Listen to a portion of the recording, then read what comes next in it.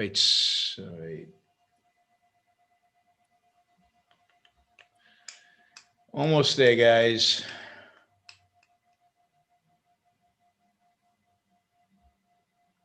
Okay, let's see. All right, there we go.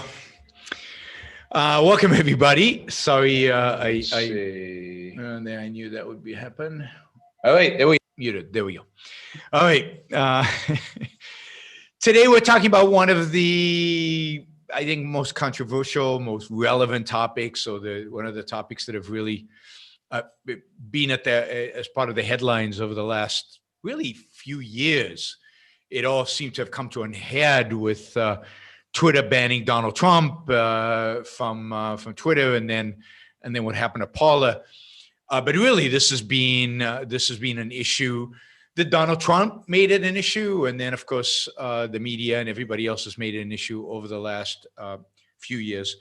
So I've invited Onkar Ghate, the Chief Philosophy Officer at the Ayn Rand Institute, to join me today, because what I want to do is really delve into the philosophical foundations of some of the questions that all these issues around Twitter and Facebook and Paula raise. And we're going to set a certain philosophical foundation, and then we're going to delve into kind of the concretes and talk about the specific situations that have occurred certainly over the last few months, maybe over a longer period of that. So hi, Onkar. Thanks for joining me today. Hi, Ron. Yeah, it's good to be here. Yeah. So one of the real confusions that people have, and it seems like it's everywhere, it's certainly the mainstream media has it, our politicians have it, many people in social media have this confusion. But really, I've seen objectivists and certainly people who claim to be pro-free markets, libertarians of different sorts, who claim that what social media does is censorship. So let's talk a little bit about what is censorship? What does censorship mean in the context of the First Amendment, and who can censor? I think it's important to restrict censorship to a government. So it's a concept that pertains to the government. It's not kind of synonymous or coextensive with every violation of freedom of speech. But if you look in the dictionary for censor, it was an official government position. And I think that's very important. So this used to be the government's appointed censors, and your job was to screen material. So here's a dictionary definition, but if you look in there, they all basically have this as the first definition of a censor: a person authorized to examine books, films, or other media and to remove or suppress what is considered morally, politically, or otherwise objectionable. And it's a person that's authorized. So it's a government function. And if you think of what the American Constitution is and what the First Amendment is, or the Bill of Rights is, it's the Constitution places restrictions on government in a fundamental way. It's saying these are your powers. These are their only powers. Like what we delegate are your only powers. And the Bill of Rights is added to say, and let us be crystal clear that you don't have these powers. And so the First Amendment has the Congress shall make no law abridging freedom of speech or of the press. So I think that's broader than censorship, but it certainly includes government can't institute censors. Like this can't be a government function with government positions. And many governments today and in the past have this kind of function that they screen what people are saying. I mean, in China or in Iran, you have government censors. And that's the only kind of censor because they're authorized. And in a sense, you have them in Europe. Wouldn't you say that hate speech laws are a form of censorship? It's particularly if you need prior government approval. So I think hate speech laws are a violation of freedom of speech. Okay. They become censorship when you have someone approving in advance that you can publish this or you can't. If you publish it and then someone brings a hate speech case against you, I think that is an infringement on freedom of speech, but it's not the same. It's a government it's a bad law. Yeah. But censorship like really meant that it's governments authorizing people to take things down. So hate speech is akin to censorship, but it's after the fact, not before. But some censorship is like that, I think. Yeah, I was watching a show.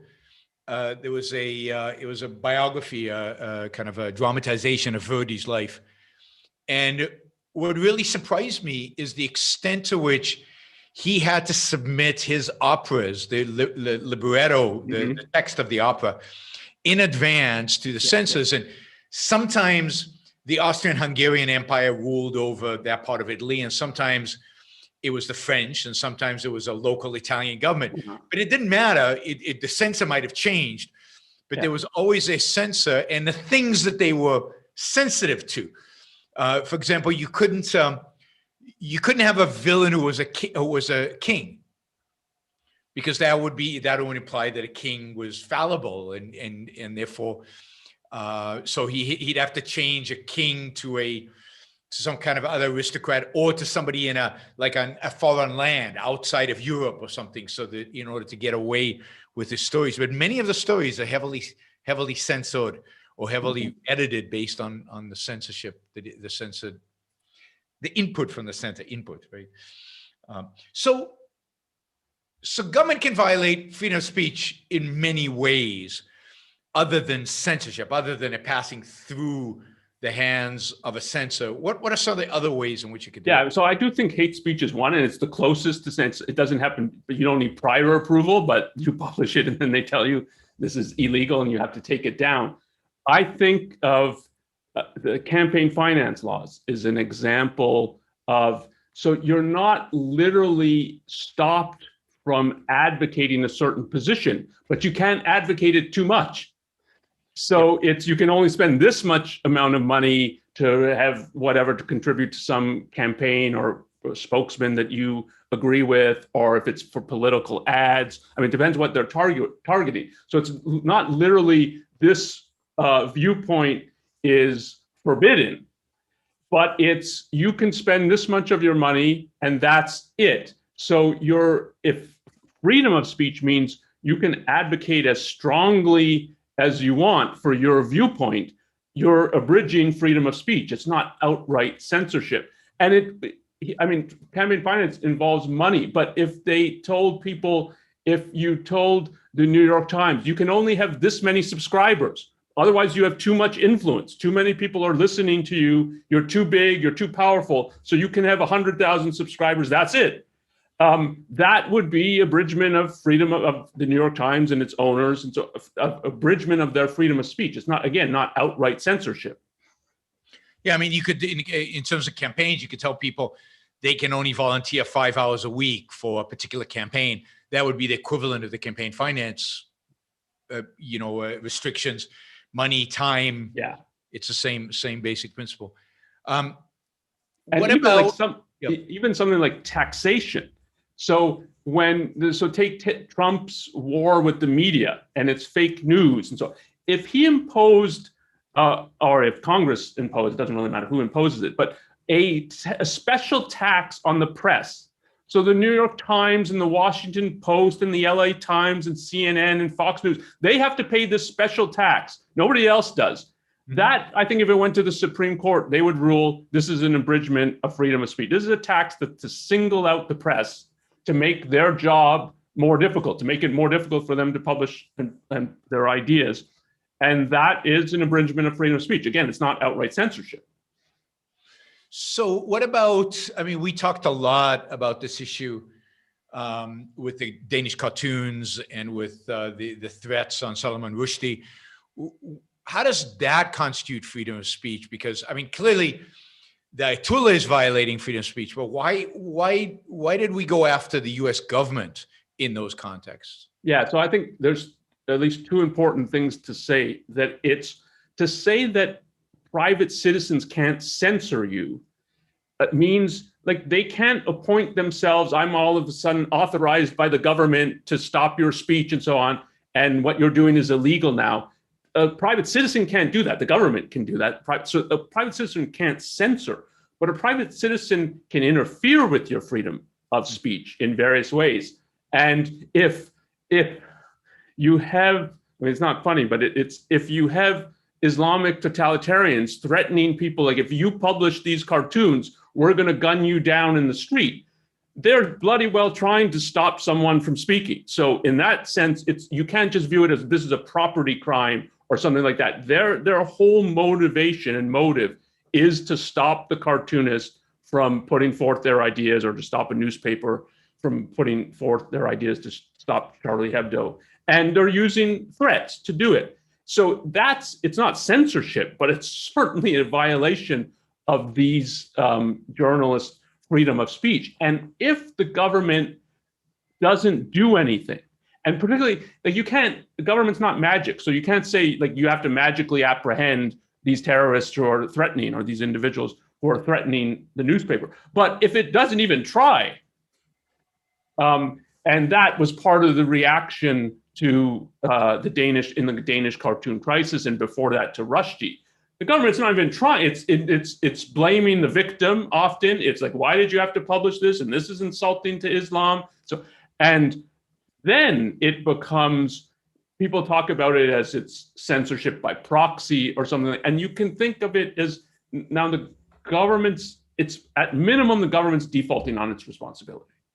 So its responsibility is not just not to violate our rights. It's our responsibility is to protect our rights. Yeah. So that if somebody is threatening us, the government's job is to protect us from those threats. And if it defaults on that, it's defaulting on its First Amendment responsibilities. And if it sort of is siding, I think of it, it's certainly a violation of my freedom of speech if I'm being threatened and the government in effect is just shrugging. If the government's siding with the threateners, if it sort of welcomes it, yeah, then it's censorship by proxy. They can't do this directly. Like, they can't forbid this viewpoint, and certainly in the US with the First Amendment, they can't themselves censor. So it's censorship by proxy in that they want other vigilante groups. It's in effect akin to lynching. And we sort of encourage this, and we're certainly not going to do anything against the lynch mob. It's now censorship by proxy because they're getting what they want. They couldn't do it directly, so they're doing it indirectly. Yeah. Now, what is there's a lot of views, going back to Mill and other philosophers about why we should have freedom of speech. So what was the founders' purpose in the First Amendment, and what is kind of an objectivist approach to what is the justification for First Amendment? Particularly if you're bringing in Mill, the big distinction is it an individual right, or is it something granted to individuals because it's viewed as kind of serving, advancing some kind of social or public good? And Mill, we can talk about Mill in a minute, but he's more on the second axis. Whereas I think when you're getting the First Amendment, this is earlier than Mill's writing on liberty. It's coming out of the Enlightenment. Mill is a post-Enlightenment figure. The Enlightenment is much more at an individual level. So that as an individual, you need the freedom to be able to survey, consider, evaluate, weigh every argument, every idea being advanced, so that you as an individual can figure out, what do I actually think is true or not? And you can't allow any authority to give you pre-screened data to say, oh no, you don't need to see this, you don't need to look here, and so on.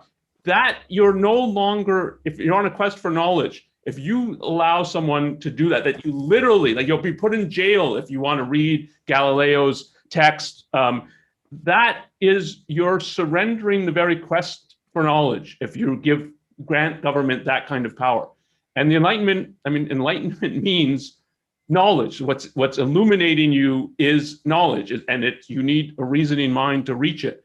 And it's an individual mind that reaches knowledge. So I think of the First Amendment as it's defending crucial aspects of intellectual freedom, but it's the freedom for an individual to be able to think for himself, to talk to whoever he wants, debate, listen to, and whoever he wants. Like he's in charge, not a government or any other authority says, yeah, you listen to this, you don't need to listen to that. And so it's not skepticism. It's not, and there's an element of this in Mill's argument, that it's like, who could know and who could, so you have to leave every viewpoint. And so there are viewpoints that I think are wrong, irrational. I would not give them even the benefit of the doubt. Take one of the things for hate speech of Holocaust denial. It's not like it's debatable, did the Holocaust happen or not? But you can't, for someone who's investigating it, that's a conclusion. That's a conclusion of having looked at the arguments and so and looked at history and said, like, this is a complete conspiracy fantasy. It's ill-motivated. So, but that's a conclusion that you have to reach. You can't let someone already decide for you, even when it's wrong. You have to be able to say, yeah, I mean, this is crazy. But if you can't investigate, you can't do that firsthand. Yeah. So, so Mill's argument is more about truth coming out in a social context and the benefit to society? Yeah, it's a mixture of, I mean, this is my view of it. It's a mixture of some good points about what the quest for knowledge looks like and what it means. It's not dogma. It's conclusions reached by a reasoning mind. So you have to go through the process of reasoning, and you need a freedom to do that. But it's mixed with the real social element that, yeah, this is how truth emerges in the end, and this is good for society that it's happening. And the whole on liberty, and this is why Ayn Rand really disliked Mill's on liberty, is there's a plea to allow the individual to function, leave him free because he benefits other people. Not because he needs to be free so he can reach the truth for himself and his life and his values. It's other people will benefit if you leave people free to think, and particularly innovators and people, dissenters who stand kind of outside of society and often challenging it and so on. We're the better for it if we allow these people. So Socrates should be able to live, or Galileo, because he benefits other people. And so it's certainly not an individual right. And it's not an egoistic justification. It's not for your own pursuit of happiness you need this, which is what it is in the Declaration of Independence. It's, no, society needs some of these people, so we're better off if we leave them free.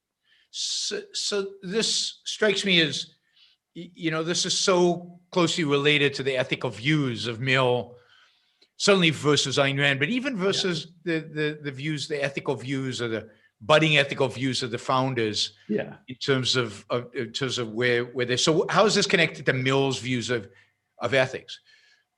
Yeah. So I think it's definitely connected. The whole utilitarian perspective is, the greatest happiness of the greatest number. If you're thinking of that from an individual perspective, it's the individual can pursue his goals, his values, his life, his happiness, only if it's really contributing to the greatest happiness of the greatest number. So morally, the justification for you living, existing, and so is the benefit to other people. It sort of includes you in the millions, but you're lost in the millions if you read Mill's utilitarianism, which is actually very interesting to read. It's much more interesting than when you're taught utilitarianism in a philosophy class today. He's pretty explicit, and pretty explicit means he's explicit about the connection to Christianity. Huh.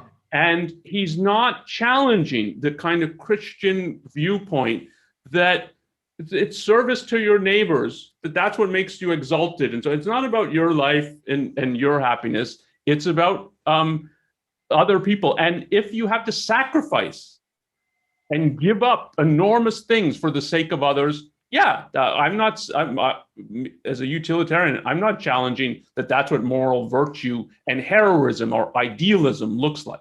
Yep. And that's true. It is akin to Christianity. And the founders, the whole idea of individual rights and the whole idea of viewing free speech is that kind of implicit egoism, even though they can't give it really voice?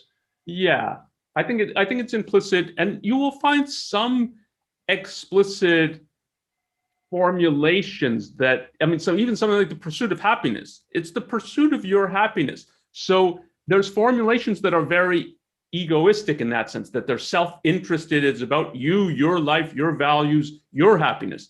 But if you're asking at the level of philosophical doctrine, can they advance a theory about this? The answer is no. And when they're operating at that level, and this includes, I mean, one of the drafters of the Declaration of Independence, Jefferson, when he's operating at the level of what is morality, and he's now in sort of explicitly the philosophical realm, it's morality. It's not about reason. It's about you have a moral sense and you sort of know. And it's, yeah, in science, we have all this kind of argument and so on. That's not what goes on in morality. And it's a much more conventional kind of watered down Christian view. And it's about your relationship to other people and are you helping them? And so it becomes much more conventional when you get at the level of explicit philosophical theory and justification. So going back to censorship, so there are lots of different ways people use censorship. So for example, is something like self-censorship, is that a valid concept? Yeah, I think it is. It can be used invalidly. It's valid.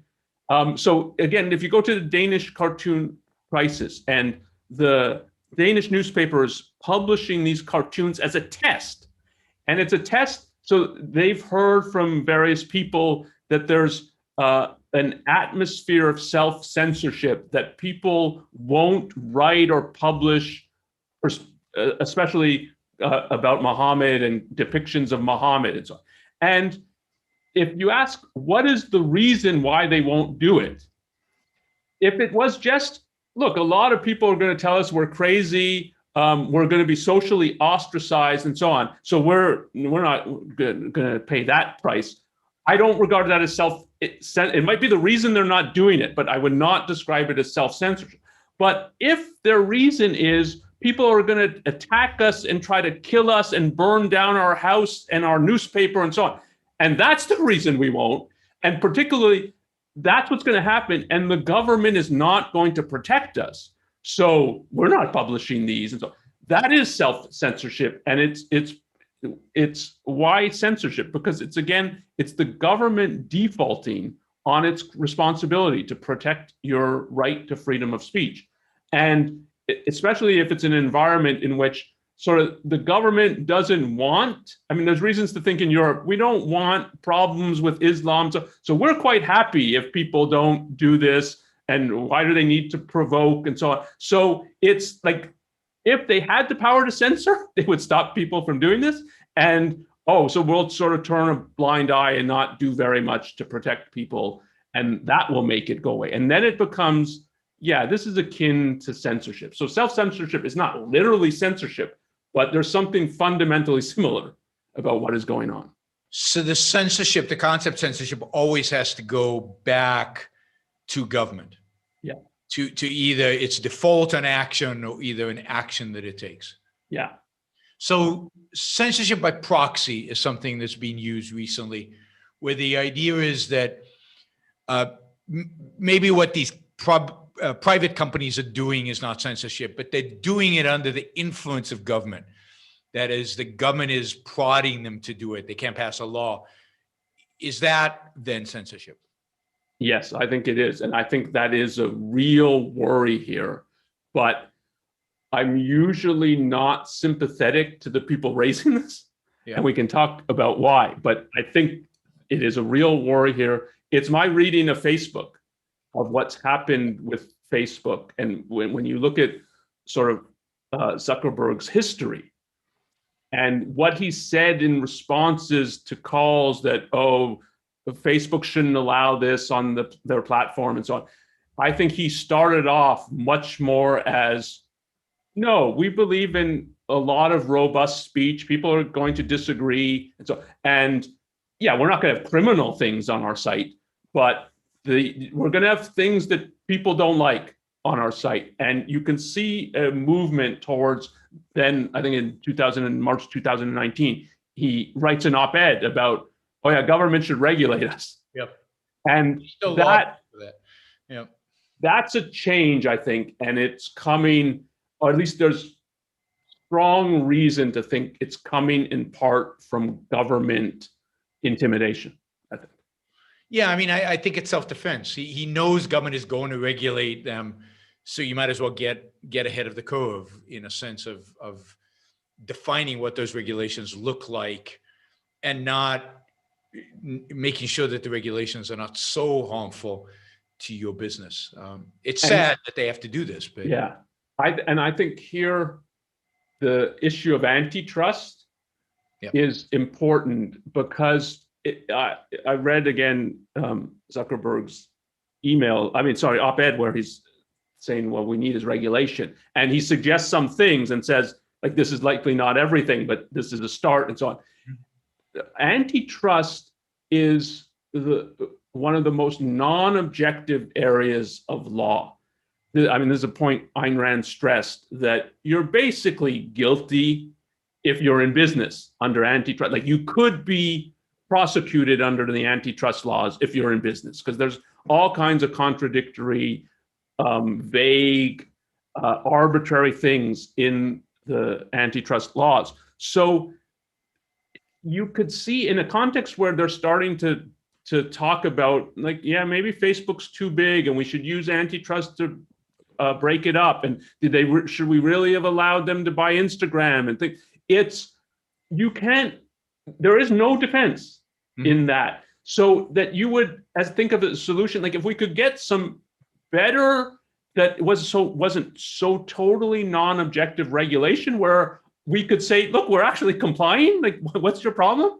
Pass different regulations and so on if you want something different, but don't come threatening us every month saying, look, if you don't do something, we're going to break you up or do some damage to your company. It would be more clear-cut what the regulation is. And if you're faced with this kind of antitrust intimidation, I can see that as this is a way out, is like, let's pass some regulation that I can actually meet. Now, there might be an anti-competitive element to it. I mean, this is part of the tragedy when you get government involved like this. It is true, I mean, you know this, that the bigger companies can deal with regulation. So there is a phenomenon of when companies get big, they ask for regulation of the industry, knowing that will make it harder for startups to compete because they can't comply. I mean, the compliance costs with regulation, or the better term is government controls, are high. But that's not my read of the primary thing going on with Zuckerberg. No, I don't think so either. I mean, there's no, and the whole antitrust thing is so ludicrous. There's so many different social media platforms right now. I just got invited to a new one 2 days ago called Clubhouse. Never heard of it. But all the Silicon Valley people on Clubhouse, and it's more based on verbal discussion, not video, not writing, but just people talking. And they keep popping up. I mean, new ones keep coming up. So the whole idea that there's some monopoly here or dominance is ludicrous, but it's used because it's so non-objective, because there are no standards. It's used as a way to put pressure on these companies to do what the government wants it to do. And in that sense, to the extent that it causes them to silence themselves or to silence others, that's the sense in which it's censorship by proxy.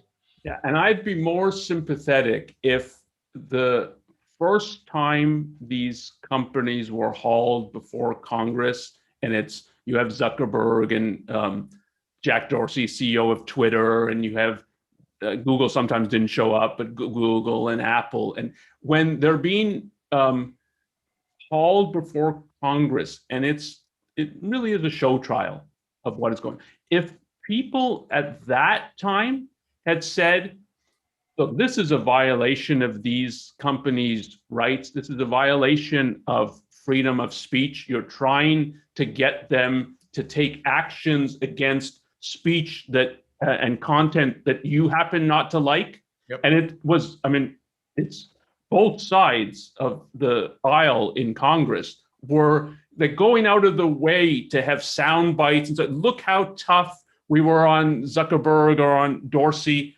And they're exercising their rights. And here it's the government threatening them. And if at that point, including like some of their smaller competitors saying, like if Parler, say, was defending Facebook at that time, I'd be more sympathetic to, I mean, they went after Amazon for antitrust. Certainly Trump was saying, if companies at that point had said, look, this is really wrong. You should be, they're not monopolies.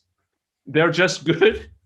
And when you start telling them this is how they have to make content decisions, this is a violation of freedom of speech, I'd be more sympathetic than now when it's they don't like what's happened to them now, that it would be, look, we were trying to defend freedom of speech and defend these companies, but if you sort of look the other way or are happy when Congress goes after these companies because you think of them as monopolies or behemoths or whatever, and then it's you want to turn around and say, no, we shouldn't do this. I don't have sympathy for that. Yeah, I mean, I agree. It's and nobody spoke up, because I did, so I know I was the only one. Nobody spoke up. The Institute spoke up, but other than objectivists, you really got nothing. The conservatives didn't. Many of the libertarians either remained quiet or just, it's not an issue that, you know, they hate big, right? So if the government's attacking big tech, that's fine as long as we get our way. So nobody really stood up. And you're right, certainly the companies competing with these companies didn't stand up. And then when they get in trouble, suddenly free speech is a big issue. Why wasn't free speech an issue at that point in time? Yeah, because if you think of even so, if you think of Facebook, Twitter taking down Trump's things, but if you think even of Amazon, the web service taking Parler off, you can wonder, like, is it partly because of the intimidation and threats they're facing from government that it's, look, well, we can use antitrust against you, Amazon, too. And if you're allowing this kind of content and it helped people storm the Capitol and so, like, you better worry about this. And it might be a safe course of action for them to say, okay, we're not going to host. I mean, it's not going to impact Amazon's bottom line very much that they don't have this one. And it might be, if this gets us on the good side of the antitrust busters, maybe we do it. So who do you blame in that circumstances? Because everybody's blaming Amazon. It's the one thing you don't blame. I blame everybody. It's everybody who didn't speak up when this started happening. And it goes back at least, I mean, I do think, I think you have that same view, that a pivotal moment here was Microsoft and the Justice Department and that. Yep. And if the business world, and particularly the tech world, doesn't speak up in defense of Microsoft and say, this is outrageous, even though it has 90% market share and so on, it's not a monopoly. It hasn't forced us to do it. It's just hard to compete with Microsoft. And that was the beginning, I think, of government seeing, we can get our hands on tech in a way that they were much more separate before that. And if certainly people in the tech world, but just more generally, people who are pro-freedom, if they didn't speak up, like, this is a seminal issue. And if it goes badly, it's going to have long-term consequences. So the idea that you'd blame Microsoft or Amazon or Apple, this is the last people to blame. I mean, it's stunning because during the Microsoft case, like, two so-called libertarian CEOs in Silicon Valley, one supported the government and one just stayed quiet, which was Sam McNeely's son, actually, who was in the board of Cato at the time. He supported the government in going after Microsoft. And Larry Ellison at Oracle just, I think, stayed quiet. and they didn't speak up. And partially, I can understand it because they were probably afraid that they would go after them next. But yeah, I mean, that fear, this is what you get. You get government grow more and more influential in the tech business. And then tech companies do stuff in order to try to appease government because they have no choice, because the alternative is that they get crushed, and they know that. And then people blame it drives me nuts. I mean, I can understand blaming the government for being in that position. And as you say, the companies who didn't stand up to defend them, but to blame Amazon for it. And I'm not even talking about the Parler case where Amazon warned Parler over and over again, supposedly, at least according to the judge, who did not give Parler did not rule in their favor for an injunction. The court, they haven't had the trial yet, but at least an injunction. He said, look, Amazon warned you. You didn't live up to your agreement with Amazon. So let's talk a little bit about these tech companies. And so we got Twitter, we got Facebook, we got Parler, we got all these entities. When they restrict somebody from posting, like they restricted Donald Trump, and it's interesting how people think about these issues, right? Uh-huh. The first thing that came to my mind when Twitter restricted Donald Trump's speech was, and I think I tweeted this, was, I'm so happy I live in a country where a private company can, ban the president from using its platform. I mean, that to me was just, whether you agree with Twitter's decision or not, the ability to do that was like, yes, this is fantastic. What a great idea, because you can do that in China or in Turkey or my guess is in a lot of countries. I mean, I wonder if in Israel you could say, Prime Minister, you can't post anything. My guess is the answer is no. Yes. So we still live in a country where there is that. So first of all, what do we call that if it's not censorship? I mean, one of the terms that is used is deplatform. I think if you understand what that term means, it's the right term. We've built the platform. Yep. We decide who uses it and not. And if you're meeting our either sort of formal terms of services or informally, the reason we created this and we want to create something of value and so on. And keep in mind, Trump was on these platforms for a long, long time. Yep. So, but it's after January 6th. If it's even, so you might think there's government pressure for them to do this. And again, the Antitrust, but even if there was, so let's just say for the sake of argument, it was for Twitter, Jack Dorsey, after January 6th, it was, this is too much. I don't want to be part of this anymore. And even if Trump's not legally guilty of incitement, it's from a moral point of view, this was inciting a crowd. And I don't want to give this person a platform anymore. Mm-hmm. Yeah, I agree completely with your reaction that it's great to live in a country where that is possible. And notice even the European Union, I think Merkel and others, it was like, really, a company can do this? And that's Ayn Rand pointed out many times about Europe, their statism is much more ingrained that doesn't government have absolute power sort of? And then we get some permissions and claw it back a bit. But it's like that reaction, really, a private company can kick off the president and the president can't just say, no, I'm nationalizing your company or whatever. And yeah, I agree with you completely. It's to live in a place where that's possible. That is so rare historically. It's so rare now. And it's part of what freedom means. Now, let's say that Twitter now it turns out Jack Dorsey actually wanted to keep Donald Trump on and his team didn't. And there was long conversations and Jack has written about this and he was ultimately convinced that this was the right thing for Twitter to do. But let's assume that what happened was that Jack Dorsey got a call from the Biden transition team and they said, look, you want to be on our good side going forward, kick him off.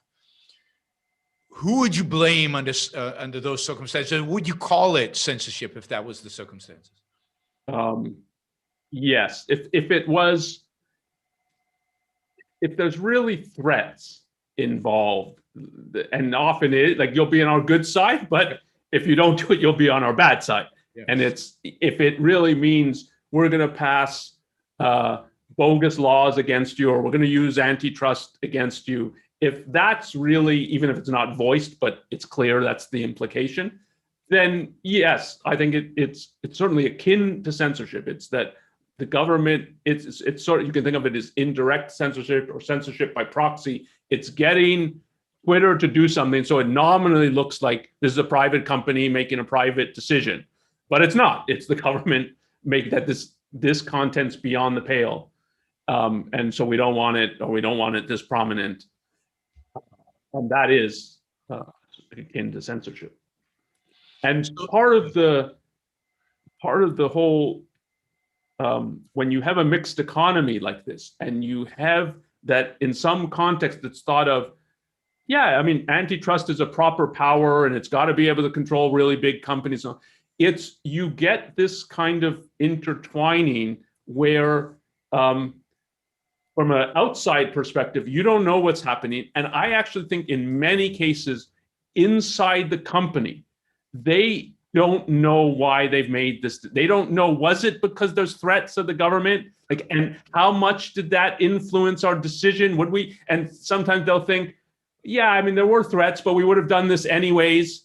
But is it really true that they would have done it anyway if those threats weren't there? And so, and it's very hard to make that determination. And it's easy to fool yourself because you don't like to think that you're operating under threats. Like, the reason we made this decision is because we were being threatened. So there is such a thing as sort of after the fact of telling yourself, no, this was I'm still in control. This was my decision. So when that's not actually true. And if government wasn't there making these kinds of threats, this wouldn't have happened. But they then tell themselves, oh yeah, this is, so like what actually went on with Dorsey, that does he think in the end this was the right decision?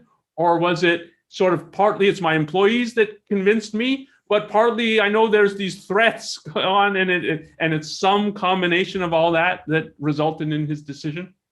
And who do you blame there? I mean, going back to, because everybody blamed Dorsey and blamed Twitter, but what's the origin of the threat of the issue? Yeah, and it's government. It's yeah, not it's clearly got, and it's.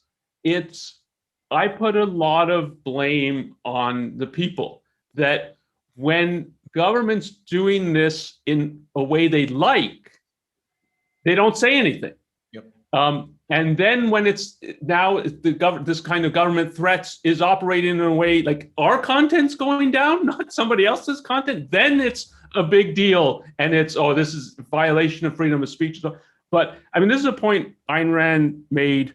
I mean, it's a slightly different point, but it's the same, in the same vein, that if you take rights seriously, you have to defend them even when the people who are exercising their rights you disagree with, you find unattractive, you think what they're doing is wrong, even evil. So, I mean, she wrote about censorship in the 70s, and the Supreme Court allowing certain decisions against obscenity and so on.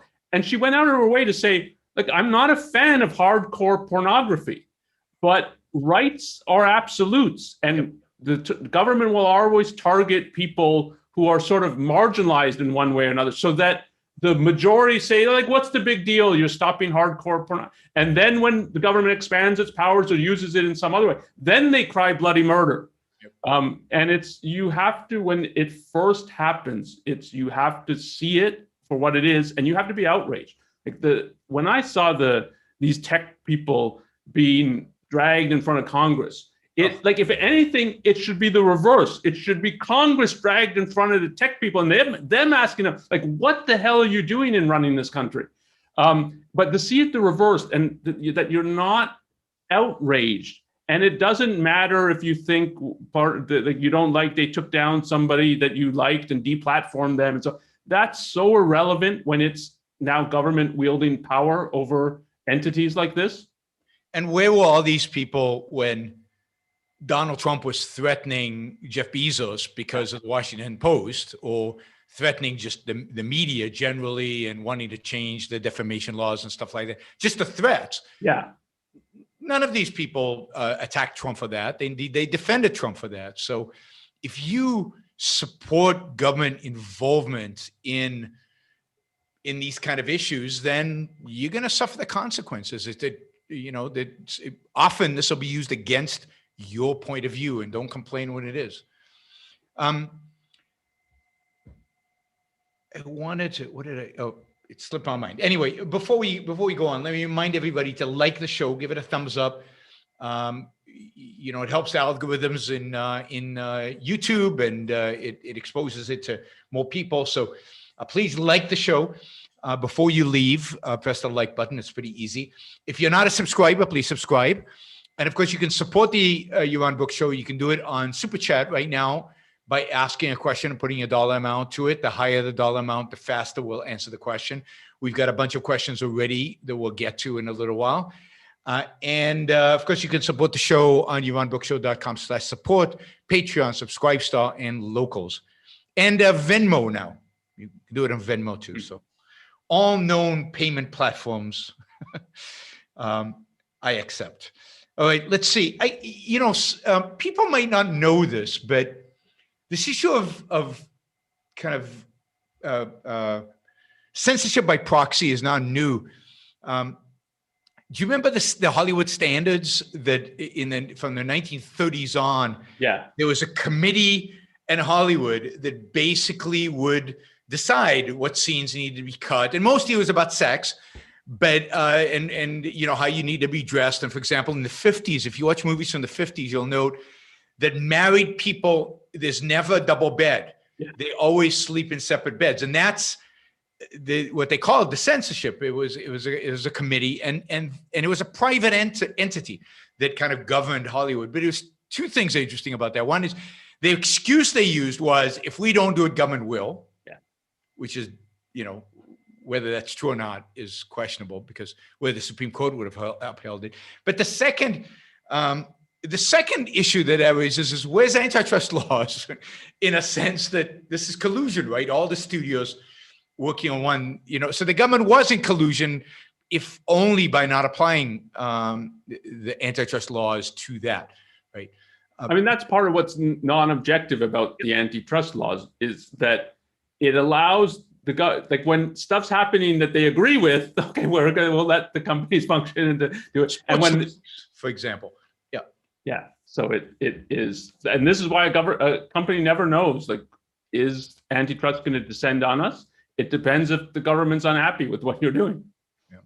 It's really interesting. The movies from the 20s and early 30s are racier. Oh, yeah, way racier. Yeah. Way racier than movies in the 40s, 50s, and even beginning of the 60s. And then the system breaks down in the mid 60s. But it's really fascinating, that history. And that was censorship by proxy. So when you look at all these, tech companies, Twitter not only dropping, deplatforming Trump, but deplatforming a lot of people, Alex Jones originally, and then more recently anybody involved, I think, with the January 6th attack. You've got Facebook limiting people, and there's some evidence, although the more I read about it, the shakier the evidence gets. Mm-hmm. That all of these platforms are biased against conservatives, that they tend to deplatform conservatives more than they plan. What needs to be done? Right? What should be the response? So I think one is to look more broadly at the universe. So what would you say about Fox News and who they have on and don't have on? And it's the biggest cable news network. I don't know for how long it's been the #1 rated network, but it's, many years now. And they put way more, conservative, allegedly right-leaning people on, and they give them a platform and they give them a voice and they amplify that voice.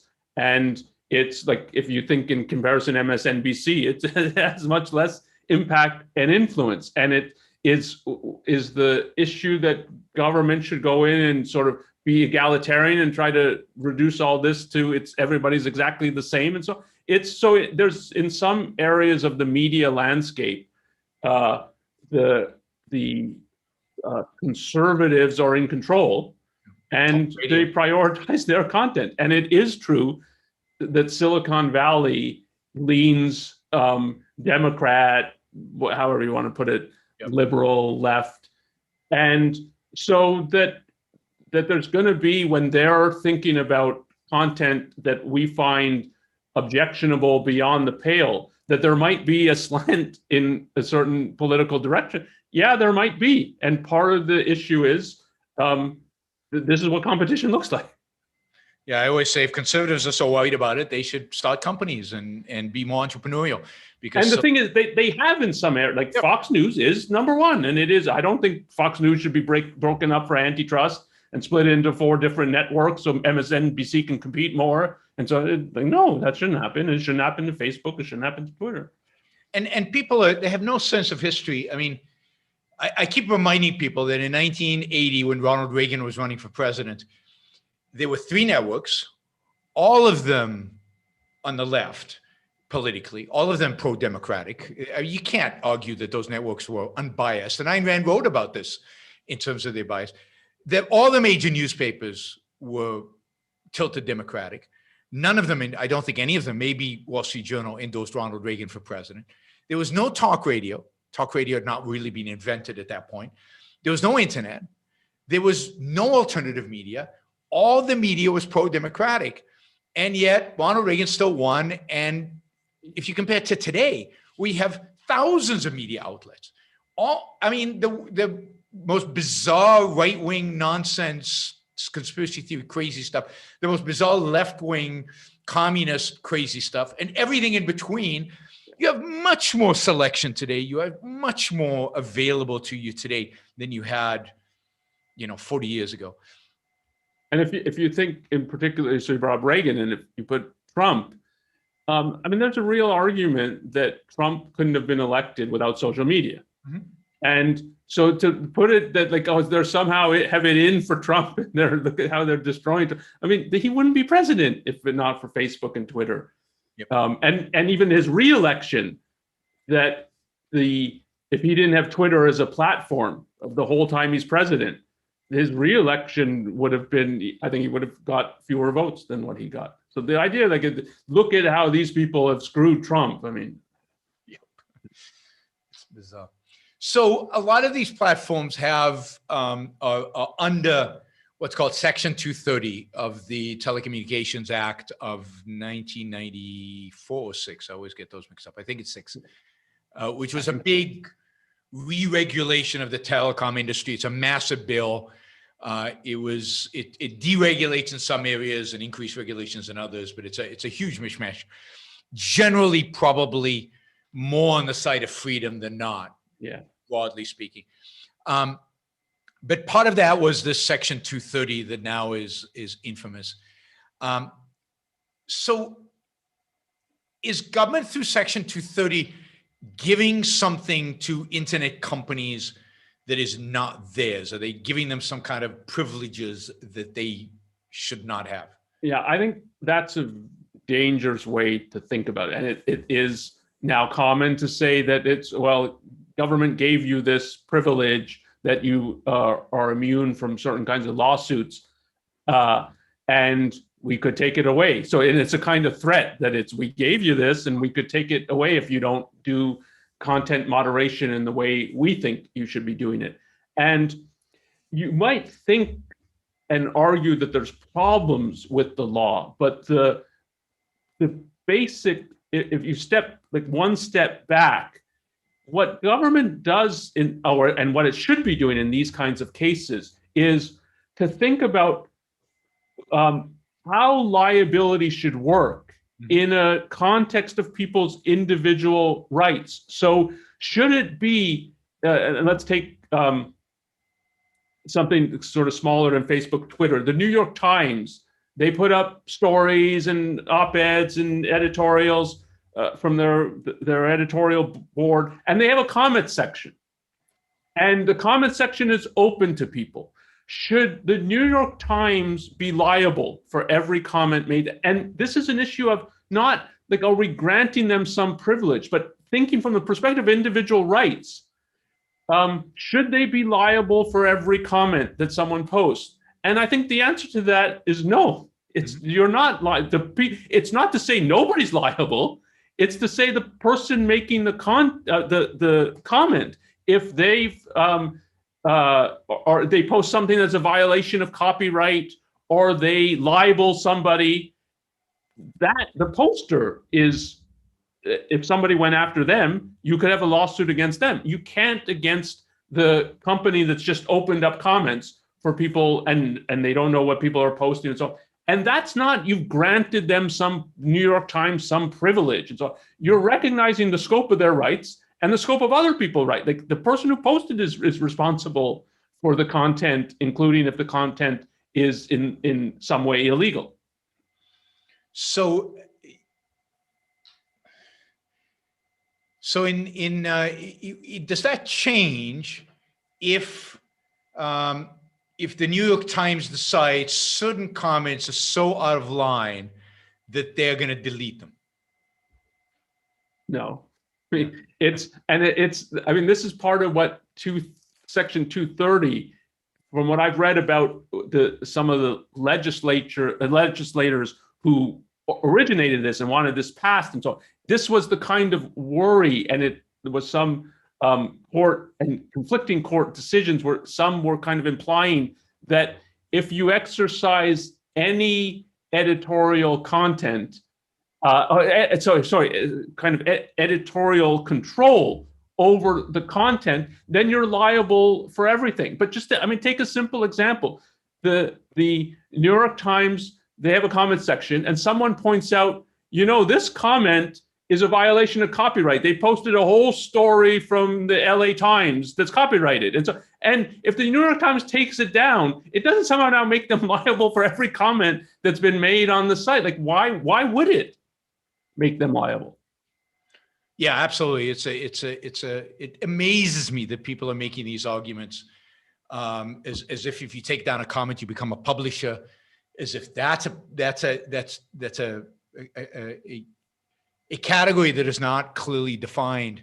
Yeah, but even when you think about publishers, the issue of liability is not obvious. So there's a kind of, if you think of how the argument's working, it's sort of, there's this background assumption, which is completely wrong, but a background assumption that you're liable for everything unless the government gives you a privilege to say, oh no, you're not liable for this or you're not liable for that. But liability it's not created by government. So it's a part of thinking about rights and the exercise of rights and what you're responsible for, and therefore liable for if you've somehow engaged in misconduct in the area of your responsibility.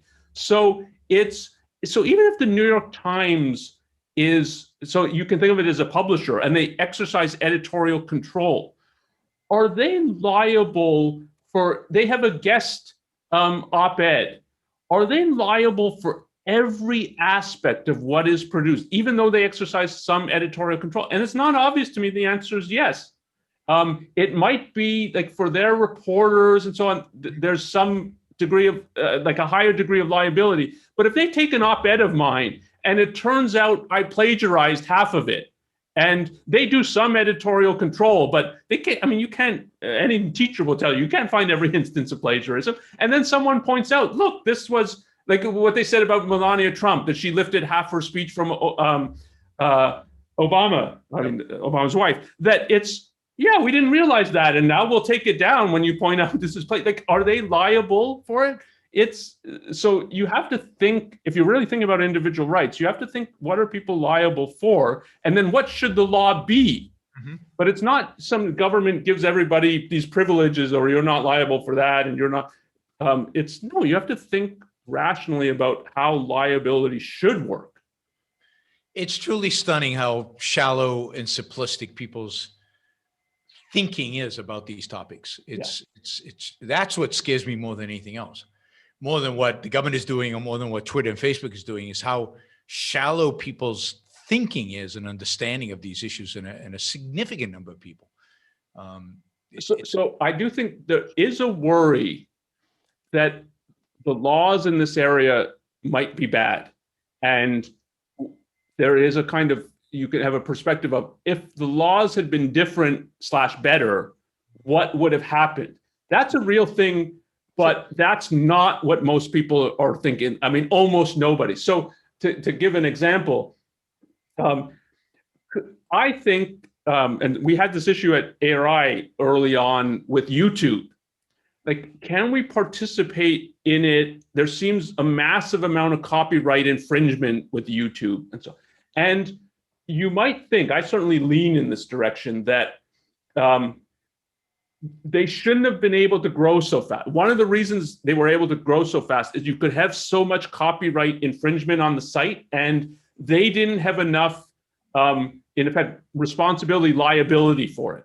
But you would really have to think, how does this work? And this is what government, in the positive sense, this is its actual job. When you have new technologies, whole new areas like the internet, to think about, but to think about how liability should work here. What does so someone who's thinking YouTube there's a copyright infringement of my works, what is their recourse? Is it always their responsibility to tell YouTube, look, here's another instance of and then YouTube gets in? Or is it at some point that if it keeps happening, YouTube has a certain responsibility? Look, you've got people who are violating copyright time after time after time, and it can't be just the responsibility of the copyright owners to point this out every time. You just sort of are oblivious until someone points it out. And there's real issues about that.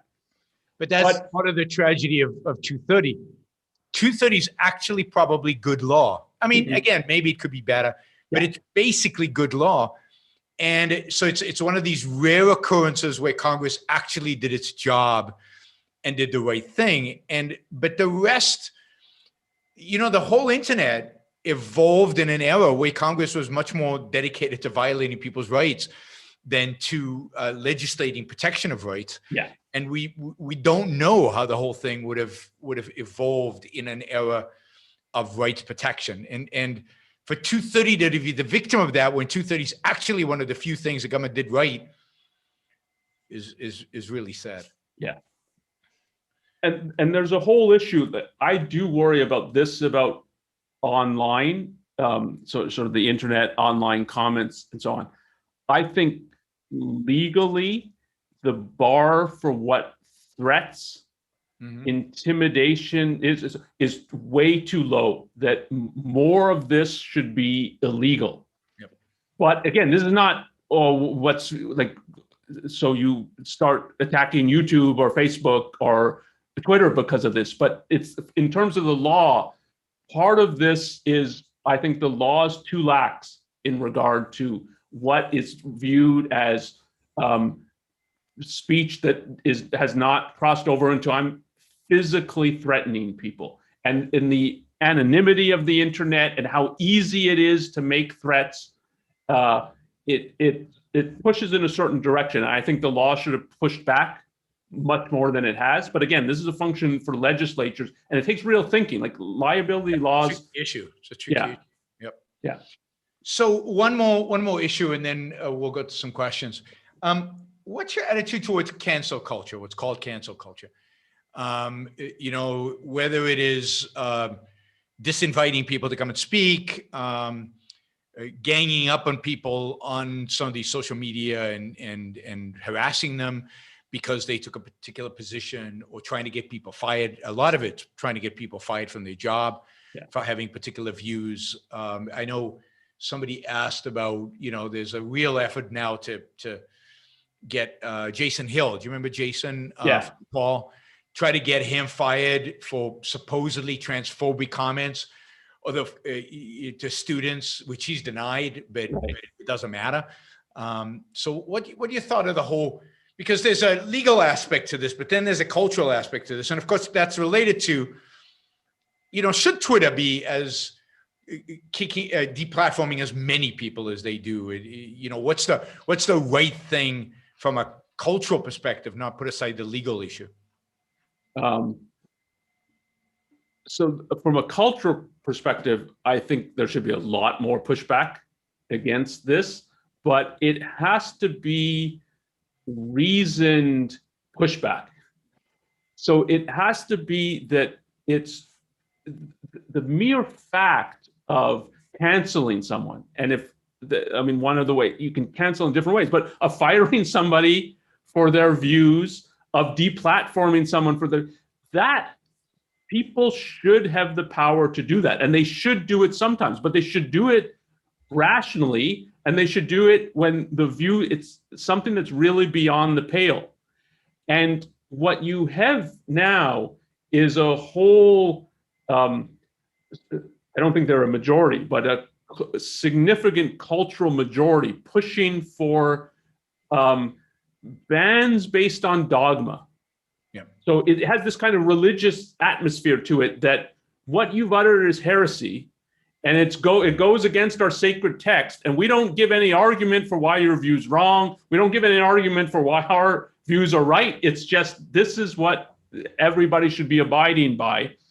And the people in the culture, companies are intimidated, I think, by this. And you need people to stand up and say, no, we're not going to cater to the mob in regard to this. And it's not, even if they're not physically threatening us. I read one story, I haven't looked into the details, but it was a editor at a magazine, I think it was some kind of fashion magazine, that was fired because they had a Parler and Gab account.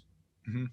Not for what they posted or anything. They said just the mere fact that they had an account. What happened if they had an account just to monitor what goes on? Like, I want to see what goes on in these forums so I can oppose it. And the company sort of, we apologize, these is not to uphold our values and so on. And like, that looks like scapegoating and railroading, because it probably is. And so it's the irrationality of the standards that has to be really challenged. Not that it's the idea that you might deplatform someone's crazy. I mean, no, I would deplatform neo-Nazis and Holocaust deniers and so on. But that's different than what is going on now. So why do you think it's so easy to intimidate these organizations? Because it's we live in a moral atmosphere that is, I mean, one way to put it is below kindergarten. So you've got people who, I really think of it as, this is a religious mentality, who've been fed certain things predominantly in academia. They don't have arguments. They certainly never consider counter arguments and why people might hold different ideas and so on. And they're trying to impose them. And if they play the altruism card of, look at the victims, look at the people who are marginalized, downtrodden, who don't have a voice, look at how weak. I mean, Ayn Rand stressed that part of what altruism is upholding zeros. It's like there's nothing positive to distinguish it. It's not that you're a victim of injustice. It's just that you don't have power, and therefore morally you're entitled to the highest place, and everybody's subordinate to you. And that's what's going on now.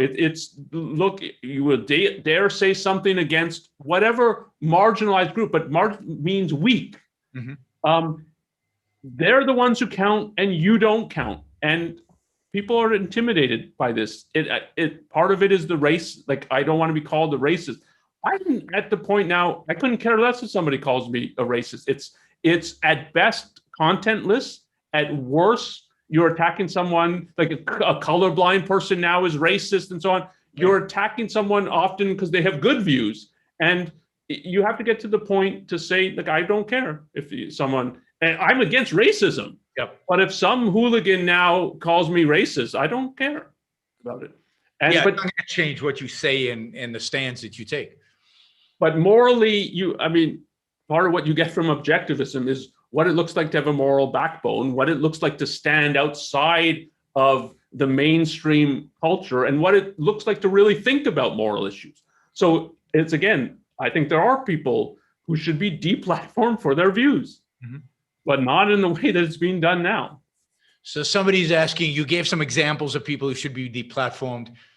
And he's saying, is there anyone on the left you deplatform? Because I think the examples were all supposedly from the right. Well, I would deplatform fascists, which I do not think of as on the right. It's on the left. I would deplatform communists. I mean, if I really thought like my forum is being used to push communism, that would really bother me. But this is not to say this is what every company should do. There is and I think this was initially Zuckerberg's position. It's so both it's Facebook, we want a huge user base. Yep. So that means there's going to be a lot of different viewpoints, including viewpoints certainly Zuckerberg personally disagrees with, but even viewpoints that he thinks are pretty bad. But we're going to allow this so that if I were running a university, I would not have in the faculty people who I thought of as communists. Yep. But maybe if you're running a social media company, you would think, yeah, even that is allowed on the platform. So it's not, there's one decision for every company and every organization in every context. So, but you would have to think about like why do you regard this as beyond the pale? And what would you do about it if you did? Yeah, it's funny how some people have categorized us as anti-right rather than anti-collectivist. I wouldn't have Antifa on my platform. I certainly would have communist. I've talked a lot on my show about the culture's attitude towards communists versus towards fascists, where the culture is horrified by fascism and some are very tolerant towards communists. I find that a moral abomination. Yeah. But people don't like to hear that because we're anti-Trump and therefore we must be pro-left. All right, so here's a question. In my private property, I don't have the right to kill you or enslave you, but I have the right to silence you. How is this different? Yeah, I know. That was kind of. I mean, you don't have the right to what? So what was it? To kill me or to? What was the other one? To kill you or to enslave you. Yeah, I mean, you don't have that right on my property either. You don't have the right to kill anybody, and you don't have the right to enslave anybody. It's not an issue of on your property or not. And the issue, but I do have the right to silence you. No, you have a right to use your property in peaceful ways. And that includes, I mean, everything that's peaceful. And saying to someone, no, I don't want to talk to you in my house, or I don't want you giving a speech in my auditorium, or I don't want you on my radio show. You're not violating their rights. Yeah, there's no violence. There's no, there's no coercion. There's no force involved. But you can kick somebody out of your house, but you can do that for lots of reasons. But that is not violating the rights. It's your house. It's defending your property rights. Yeah, if you're so fed up with somebody, instead of murdering them, you kick them out of your house. Instead of murdering them. Yeah. Let's see. What would it take to get people to morally accept that free speech is not a right? What are some current examples of ideas that are eroding the concept of free speech? So all kinds of things lead people to think freedom of speech is not a right. It's not important. Indeed, I think our whole cultural trend is to diminish the value of freedom of speech. Mm-hmm. When we see and as we talked about it, it's both Democrats and Republicans going after companies and telling them, private companies, you're not going to decide what speech happens on your platform. We're going to decide.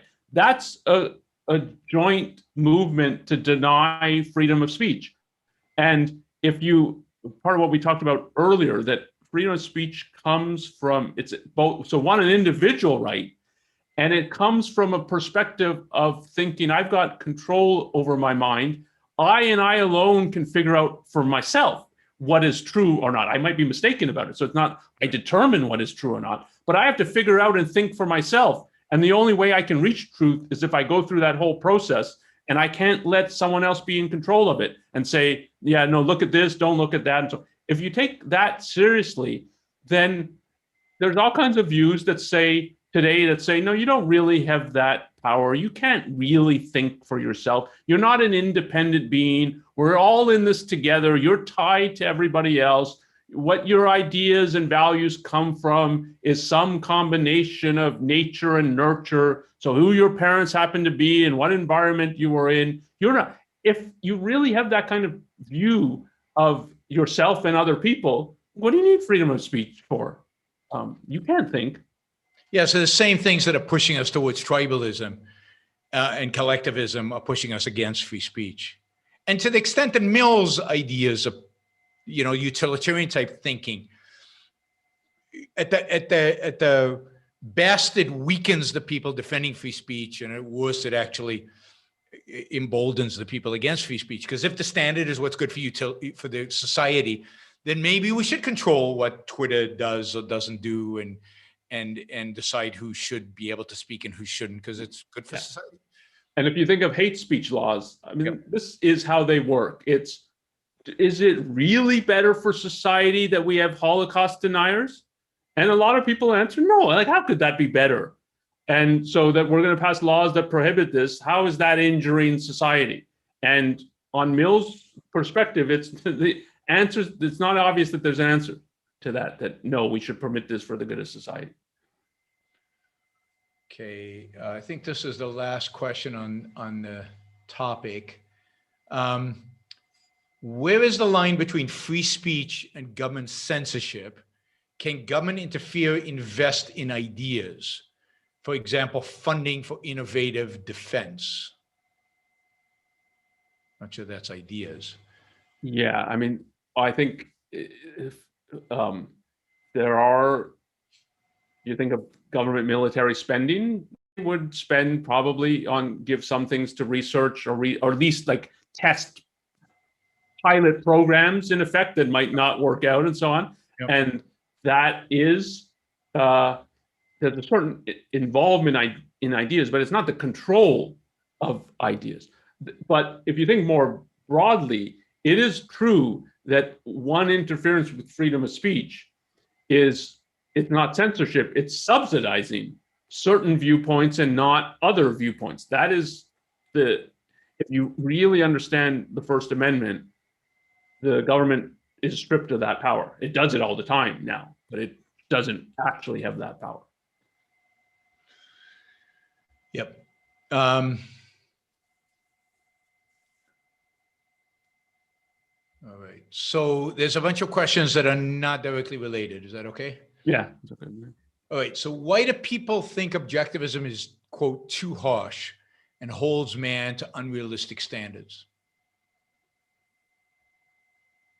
I mean, I don't hear that criticism often. I've heard that kind of criticism, and it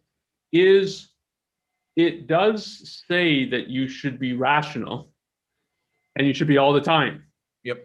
And it does say that the moral perfection is possible, that you should be good all the time.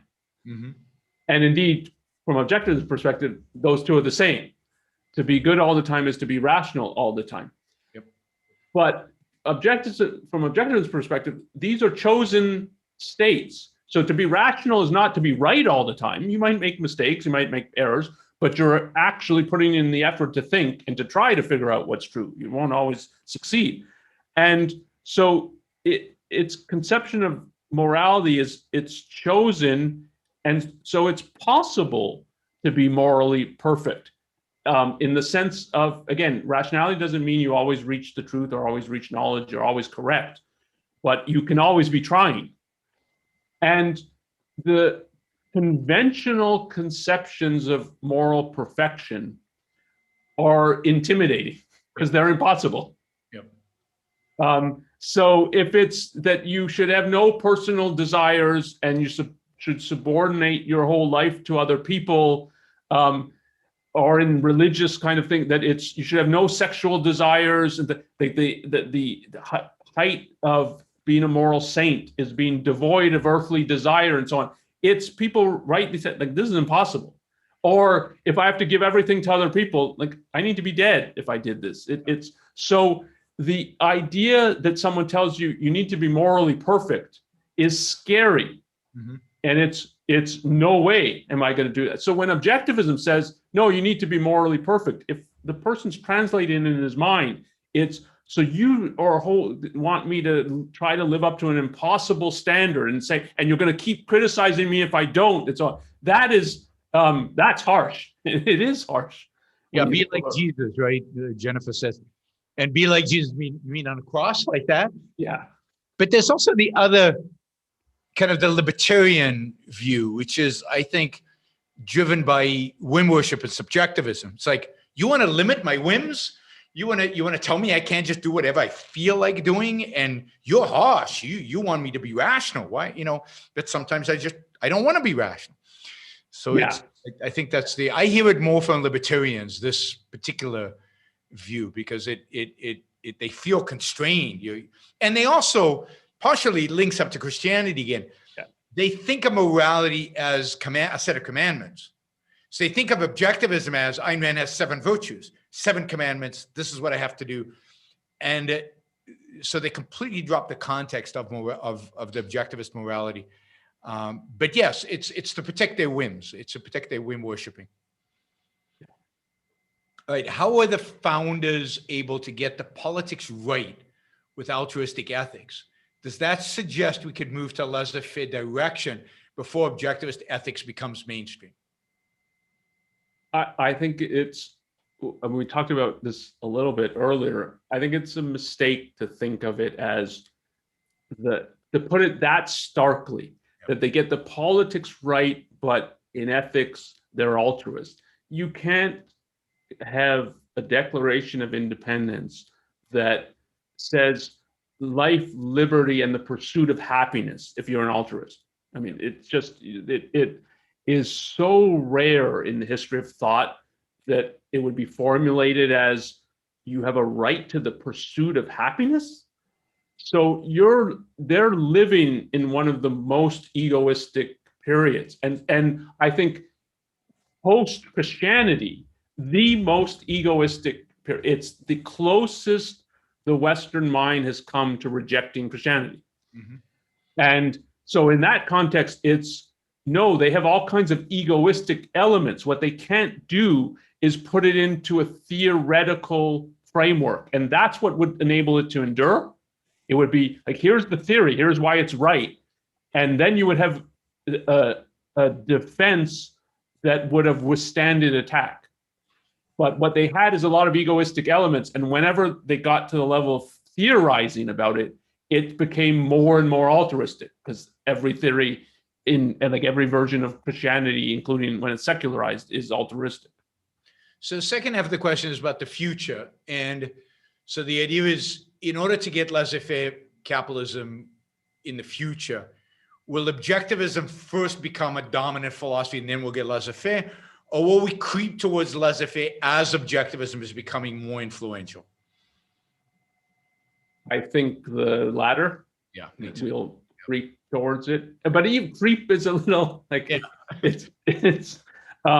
it will be, as people learn to think more egoistically, they will balk at so much government power and they will start reining in government power.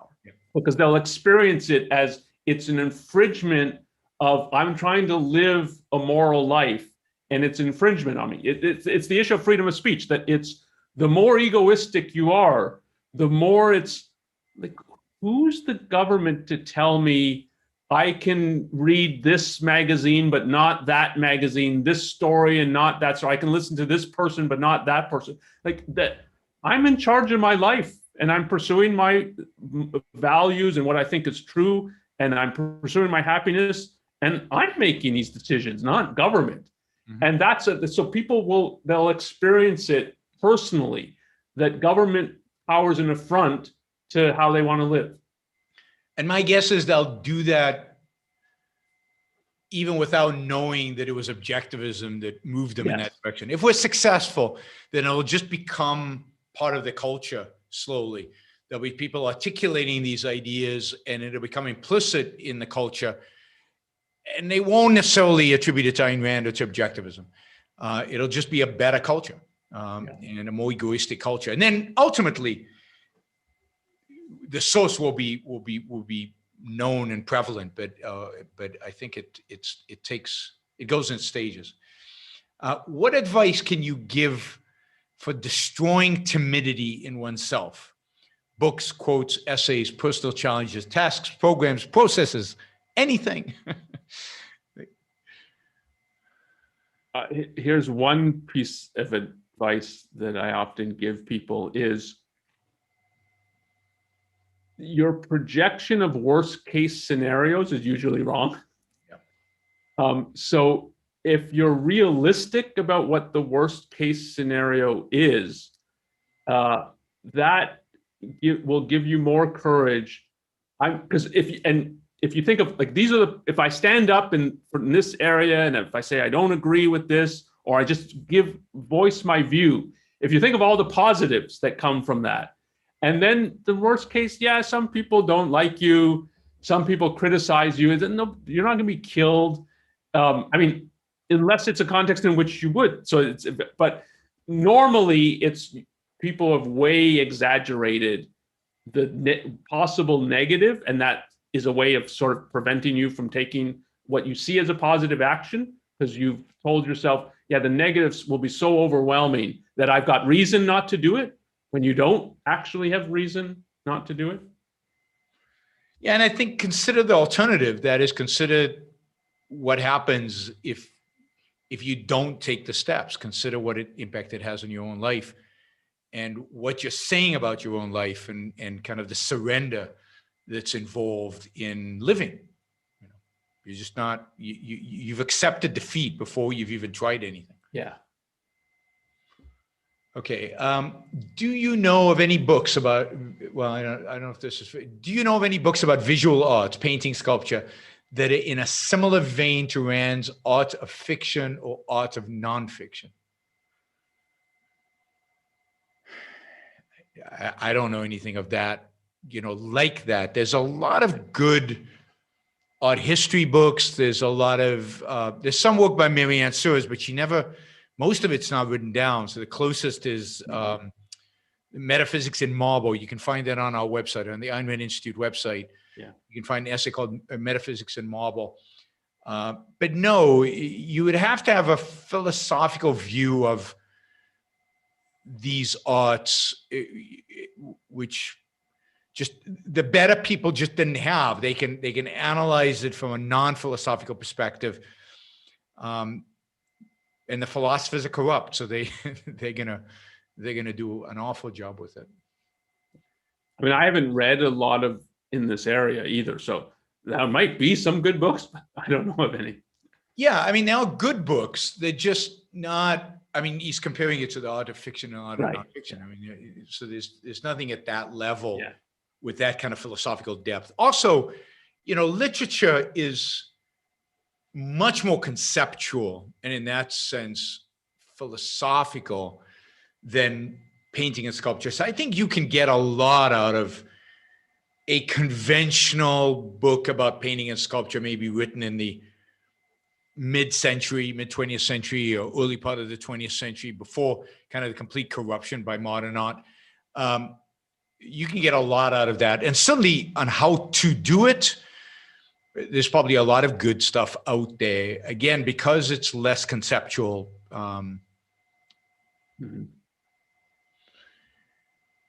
What's the difference between reciprocity and agreement? If you help me without my permission, i.e., I got beaten and you saved me, am I obliged to repay you? Do you have rights to force me to repay?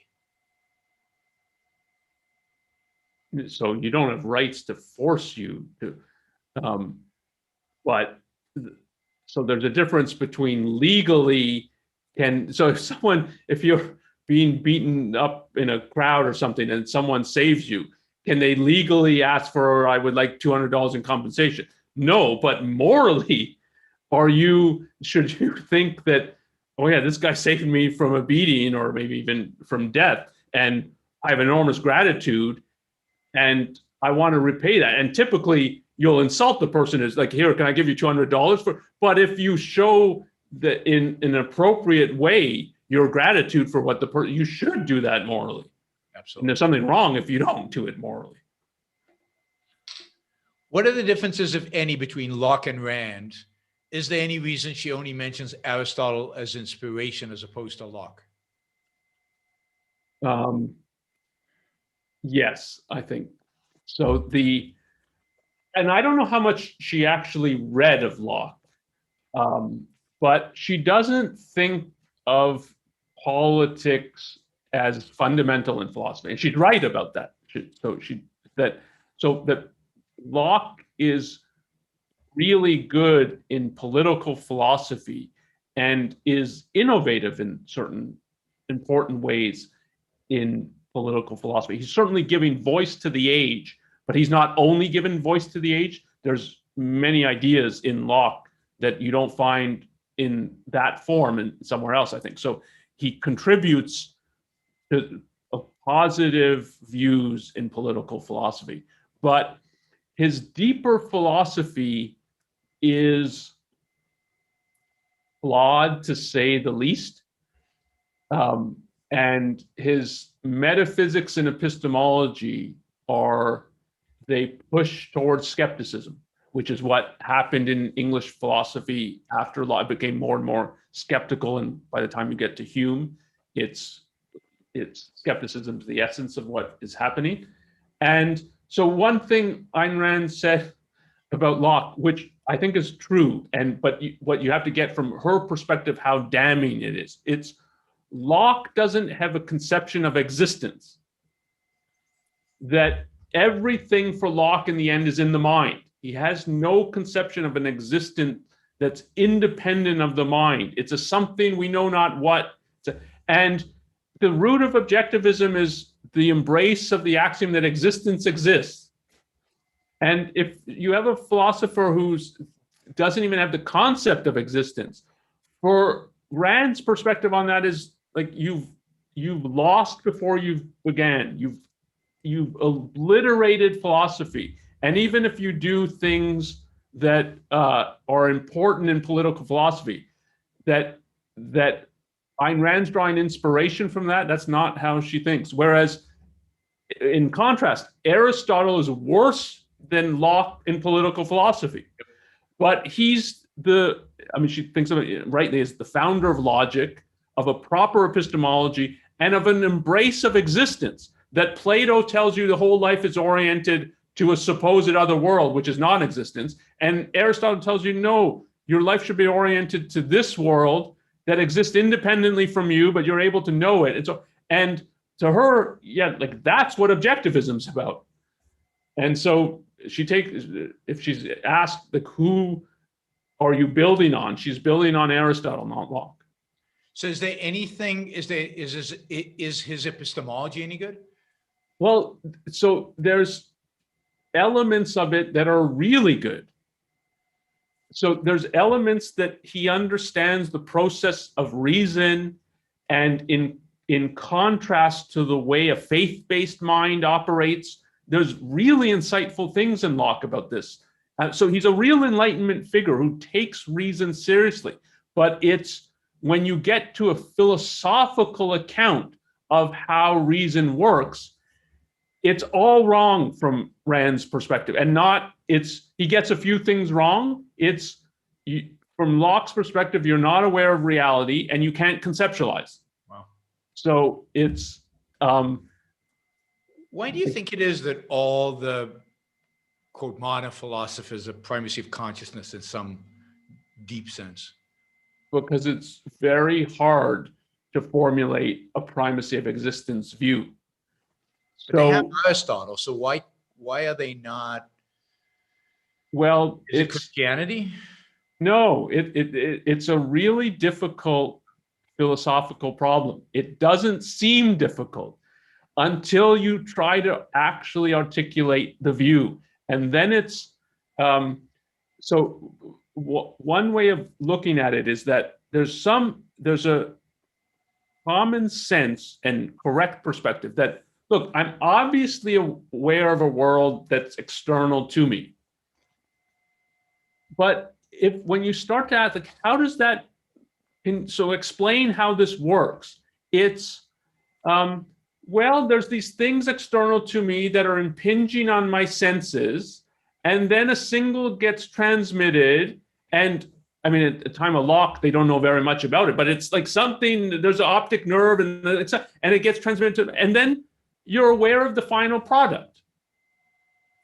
So you're aware of some effect on you. But the object's not an effect on you. Like, the object's out there. You're aware only of its effects. Mm-hmm. So you're only indirectly aware of the object. What you're directly aware of is some effect in your mind. But then there's a question of, if you're aware of an effect in your mind, how do you even know there's stuff out there? And so at some level, it's like, this doesn't make sense. But how do you have an account that makes sense? Yeah. And they can't formulate it. And if you read, I mean, early modern thought from Descartes to Hume, it's this is the central problem, that they can't understand. Like, at some level, science is about a world external to us, but we can't explain how we have an awareness of a world external to us. And Hume's skepticism, in effect, is like, from philosophy's perspective, you don't know anything external to you. But from a common sense perspective, you obviously do. So, like, there's something wrong with philosophy. And to what extent does Darwin shed light on that question? And to what extent do you think that it had an impact on Rand? I don't think Darwin sheds light on that question, because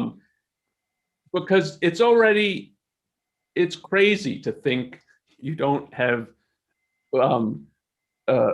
awareness of an external world, because the whole problem is formulated as, there's stuff out there that's impinging on me. Like, you couldn't even formulate the problem if you didn't know about. So there's something deeply incoherent, but this is what they came to experience, that this can't be right, but we can't figure out what's right.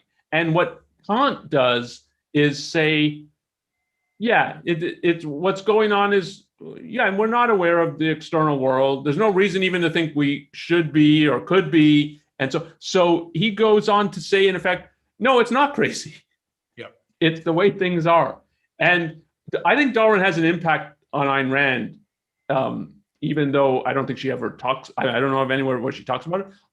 But she has an impact in the realm of morality, I think, not epistemology. Is Gail Wynand a sympathetic character?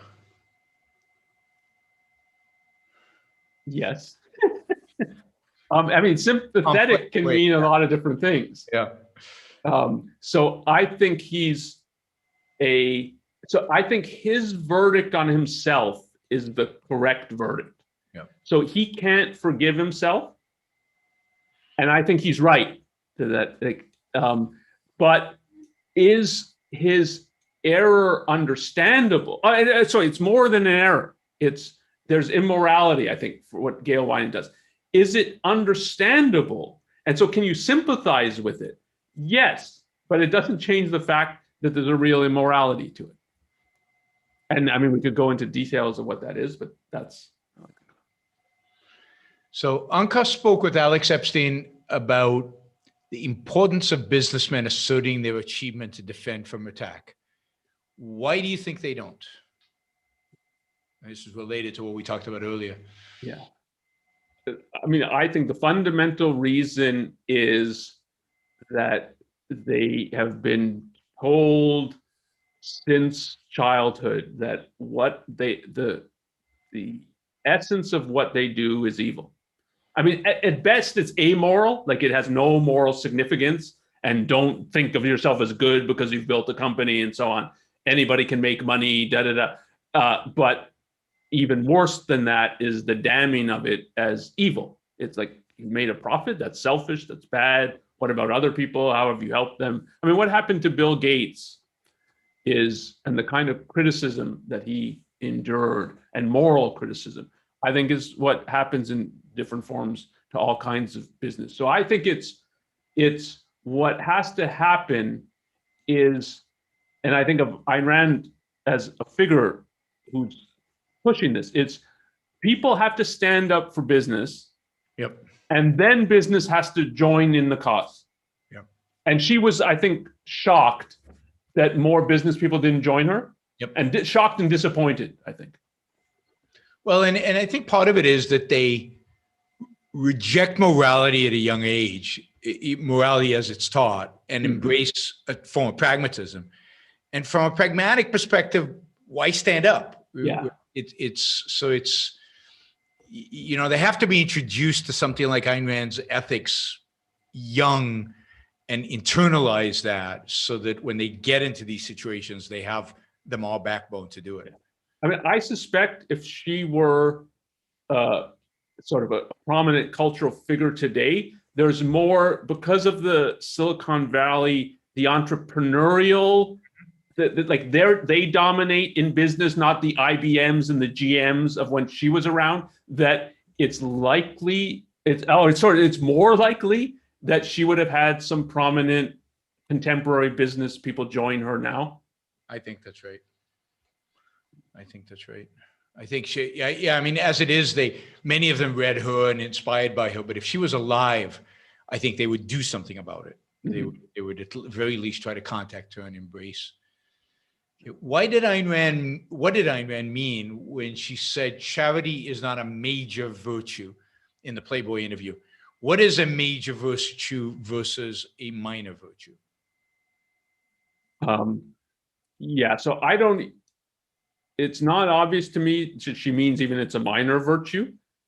But major virtues are their principles to govern your action, and primarily it's between you and reality. So that the virtues the root virtue for objectivism is rationality.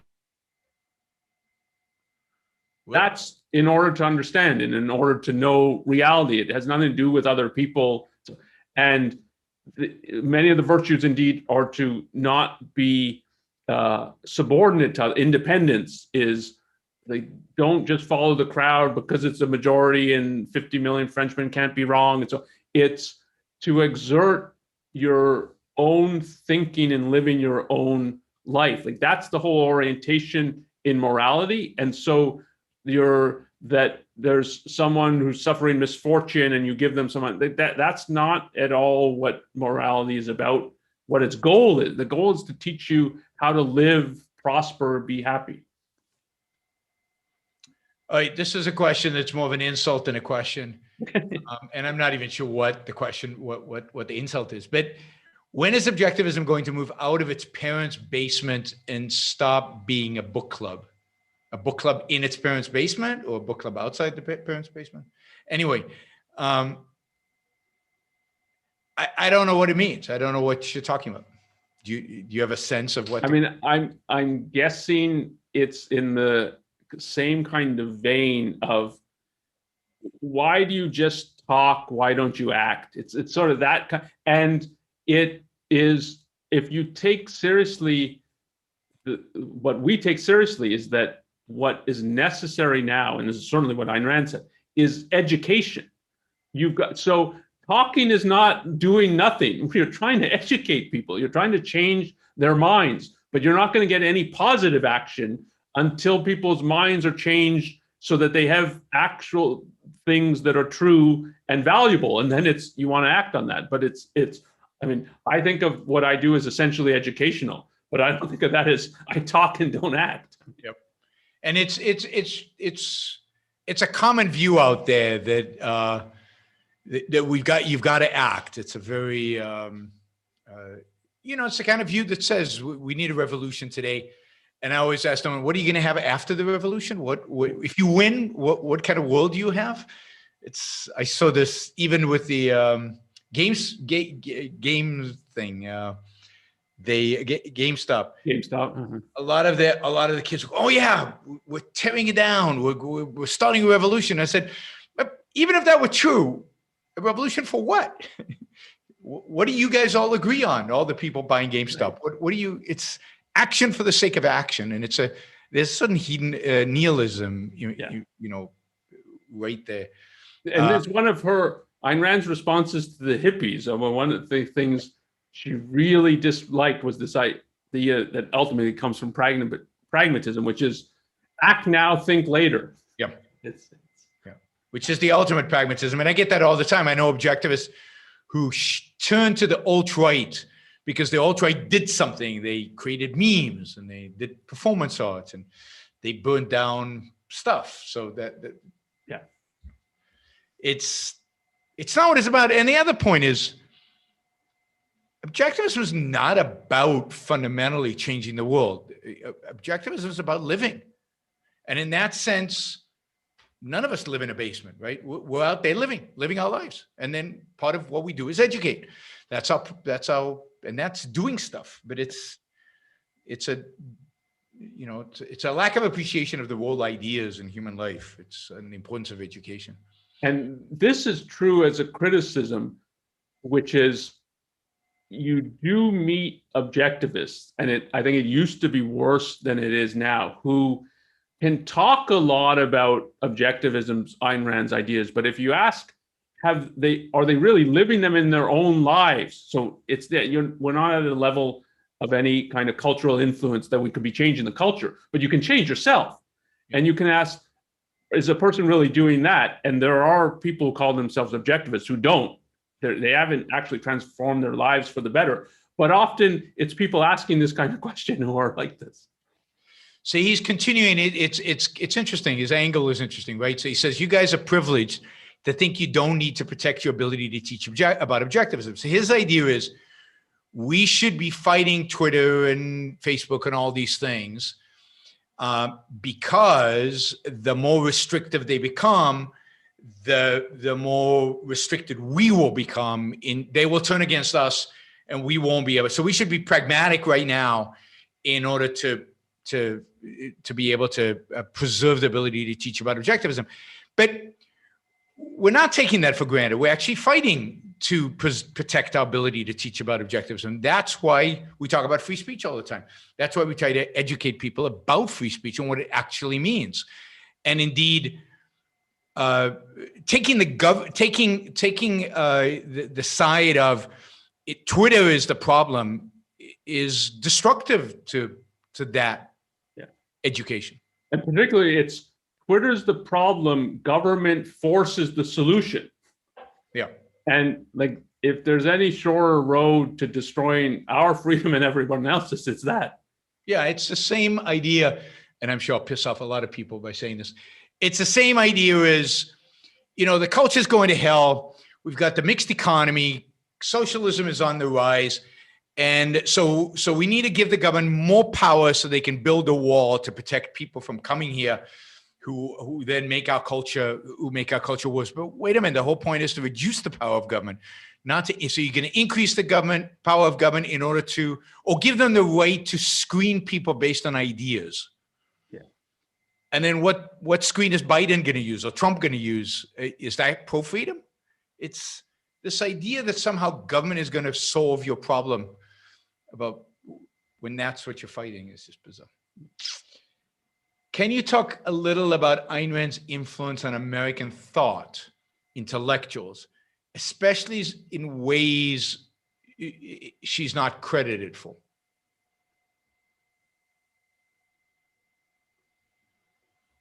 So the issue you brought up, and then we talked about, it's broader than her impact on intellectuals, but her impact on the business world and inspiring business people, I think, is real, significant, and enormously positive. That if it's true just that a few of the tech giants have been partly inspired by Atlas Shrugged and Ayn Rand's vision of business and of what's possible in America, like that's such an enormous positive to have played a positive role in that.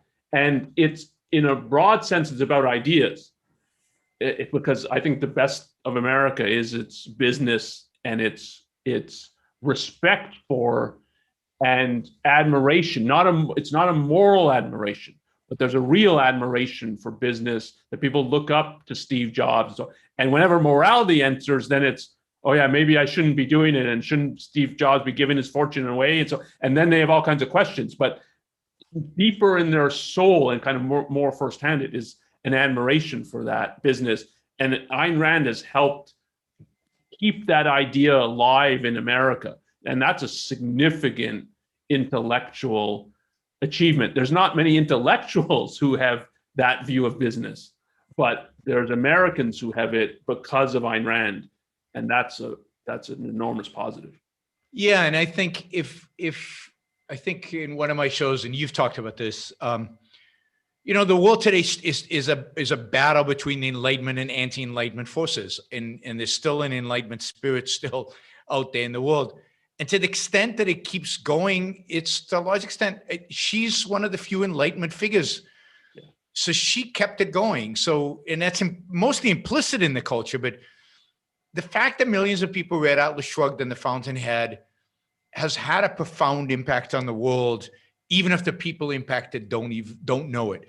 And I've talked to a lot of entrepreneurs from Silicon Valley. A lot of the kind of if you look at the first generation of startups, from Dell to Oracle to Sun to Apple to all of these companies, you look at the founders, so many of them were inspired by Atlas Shrugged.